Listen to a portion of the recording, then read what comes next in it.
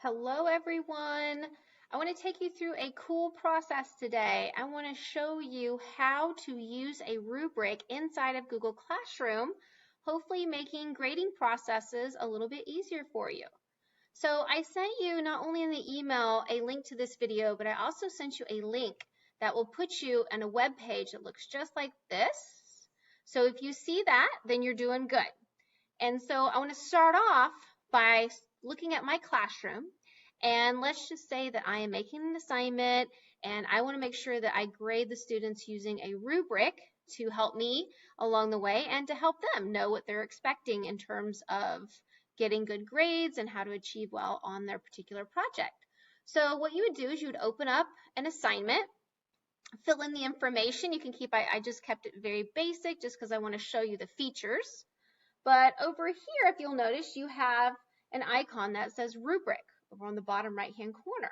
When you click on it, you have three options. You can create a rubric, you can reuse a rubric, or you can import it from Sheets.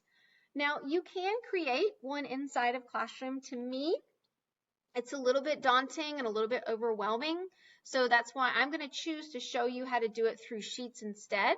But again, it's your choice. If you want to play around with this one, whatever makes it work easier for you is what it's all about. I'm just sharing with you one technique. So again, I'm going to choose the import from Sheets option, so we have to go create it first. So let's go see how to do that. So as I started off, I told you you'll get a link to this right here, and it says make a copy. And when you do that, it's going to take you to something like this. And when you actually click on that button, oops, let me show you real quick. And so when you click on that button, you're going to be prompted into a spreadsheet that looks just like this. However, what can be some things to keep in mind is that this is a copy of a rubric created by Alice Keeler, which I know most of you are familiar with her. And what you want to do is you want to treat this as your master copy. Okay, so you want to treat it as your master. So what you need to do up here is you need to go ahead and rename it. Of course, I'm just going to kind of keep it simple for our purposes, and I'm going to keep it as Rubric Google Classroom Template Master. And anytime you create a rubric using this particular template, all you'll need to do is open this up from your Google Sheets, and you'll go to File, and you'll go to Make a Copy. And this is where you want to name the specific one that you're going to create. So for us today, I'm going to do ASI Sample Rubric. Tell it where to go, then I'm going to click OK. Then we're going to give it just a second to load, and then it'll pop up something like this. So again, these have stayed the same, but now you've kept the template master so that you don't manipulate it. You actually want to keep it, so it's kind of like your master copy. And then this is my specific one that I'm actually going to work inside of. So just so there's a little explanation as to what these boxes mean, because at first it seems kind of confusing. The orange box is going to be the title for the categories that you are going to name. So however you're going to grade your kiddos, these are your categories in orange. The blue box is a description of the category. Your green box is your basic grading amount. So like, for example, if you score inside of this area, you're going to meet the standard. If you score inside of here, you're going to approach the standard, and so on and so forth. And then down in the pink is the description that it takes for that student to meet the standard in that category. So again, a description that approaches the standard in that category. So I want to show you something. If you click on the box and you just start typing in there, so the first one I'm going to do is title components, just making something up here. And underneath here, I'd put a description, of what that means to me. So student title of project components, something along those lines. All right, so that's what the student is going to see. They're going to say, oh, the first category is going to be my title components, and this is my title as a student that I use has the right components to qualify me to earn all of my points. Then I come over here, and you can change the green boxes if you want to. If you wanted to change it to exceed standards, meet standards. If you want to change it to numbers, you could do that too. It's completely up to you. So then in the description, my description would outline what it takes to meet the standard.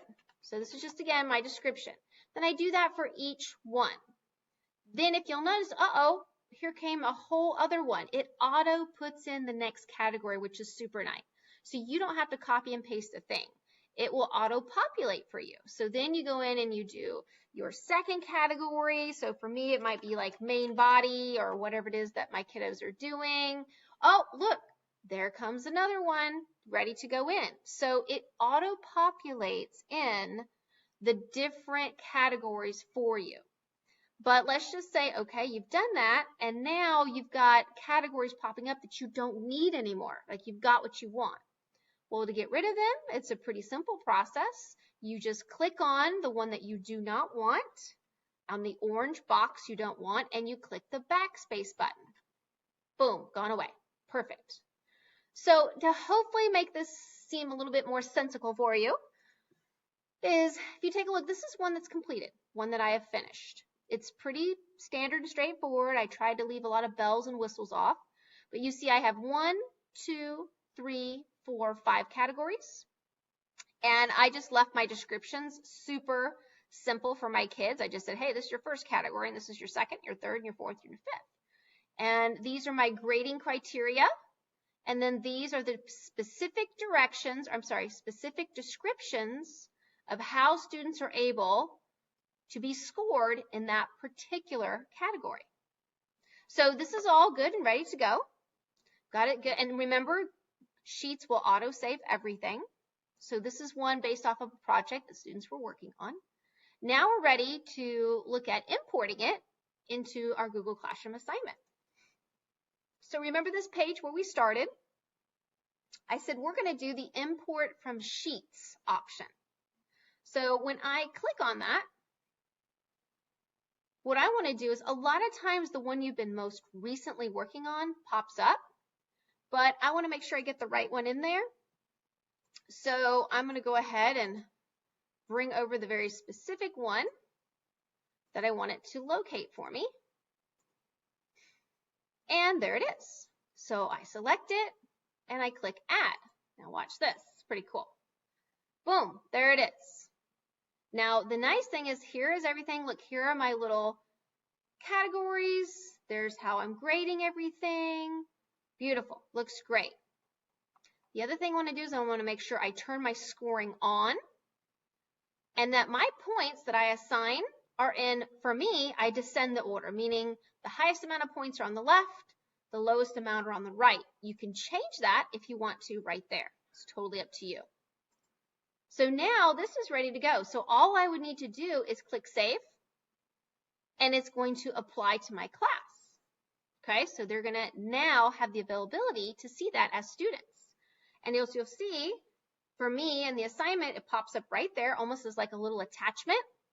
Then I go ahead and assign, and students would now be able to have access to the rubric. I want to show you one more thing. Now let's just say I'm ready to grade my projects. I just want to see and show you, what it looks like on your end. So let's just say in this case, there's a couple of different ways you can do this. It's your comfort level. It's inside of Google Classroom. So I've gone to the specific assignment for the kids, and I'm in the student work section. Now I want to be able to use my rubric efficiently for my kiddos. Two ways you can do that. Number one, you can click on the individual kid, open it up fully. Now, in this particular assignment, kids have not attached their work yet, so please note that normally you would have work attached right here. I just wanted to show you what this looked like to begin with. But look over here. Here's my rubric right there. Those are my little titled categories that I have. And if I want to be a little bit more specific as to looking at their criteria, like if I don't have my rubric memorized by now, then if I click on the individual category, it pops up what I put in as my individual criteria. And then I also can, so inside of there, I can click on the one that I want, and it will automatically assign the points. Or while it's in the closed format, I can just click on the level. Remember, mine are in descending order. And if you hover, it will refresh your memory on how much each category is worth. Okay, that's one way. Now, the other way to do that is in the preview mode as well.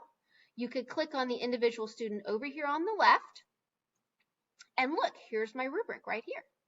So again, I could just hover over and select how many points I want to assign to that student's work.